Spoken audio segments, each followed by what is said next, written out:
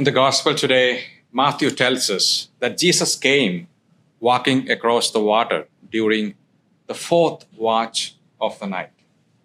The Romans divided the night into 4 3-hour shifts for soldiers on guard duty. And from the fourth watch, the fourth watch ran from roughly from 3 to 6 in the morning, which any person will tell you is the worst possible hour to be awake.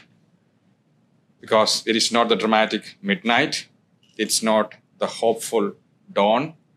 It is the hour, where your phone is off, your coffee is hours away, and your brain decides to replay every humiliating thing you have ever said or done since your third grade.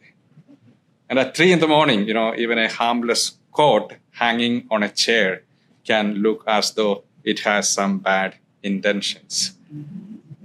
The disciples had been rowing since evening. That's probably about at least 6 to 7 hours of getting nowhere in the dark before Jesus finally shows up. He was late by our math. God's timing has a well-documented habit of arriving right around the fourth watch of our own lives.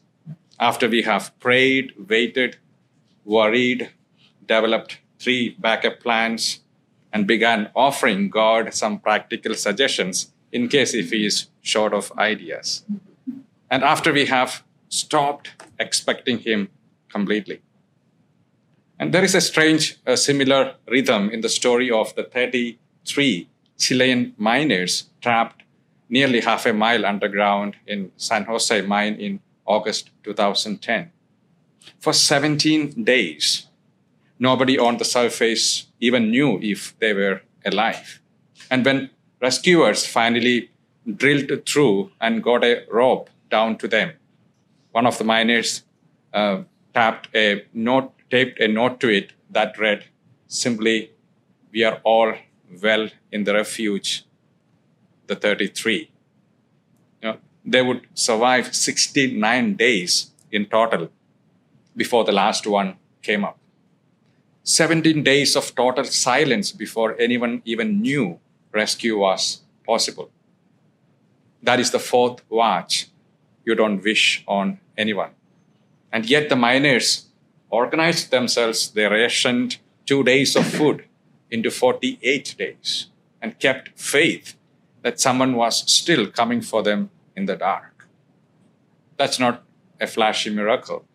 That's just what's waiting through the worst hour, the fourth watch, actually looks like. Now skip ahead and let's go to the end of the passage in the gospel today, because it is almost comically undramatic after Peter's whole water walking adventure. Jesus lands at Gennesaret, and the word spreads. It's a crowd showing sick relatives forward just to touch the tassel of his cloak. And those tassels weren't holy in themselves. They were just cloth hanging off the edge of an ordinary robe. And people got healed, grabbing at the edge of it, not the center, just the hem. In a crowd, elbow to elbow with strangers, all doing exactly the same thing, going for the tassels. And I find that oddly comforting. Most of us maybe are never going to walk on water. I have difficulty walking confidently across an icy parking lot. Most of us are just going to be the one more person in a crowd at 3 a.m. Tired, reaching for whatever we can get a hand on. Turns out that's enough to touch. So maybe that's a real invitation buried in today's passage. It's not walk on water, but something quieter and more within reach. Somewhere between the fourth watch and the hem of that robe is an ordinary kind of faith. The kind that doesn't need a center stage, doesn't need to be the miner who tells the story on television, doesn't need 4 glorious seconds on the water, just a hand reaching for the edge of something holy in the middle of a crowd at an hour when you would rather be asleep. So here is the question worth taking home today. What is the edge of the clock? What is the tassel in your life right now? Because the crowd at Gennesaret, they didn't need a testimony. They just needed to stretch out a hand in the dark and touch something true. Maybe today, don't wait for the 4th watch to end on its own. Reach out with your hands and find a tassel.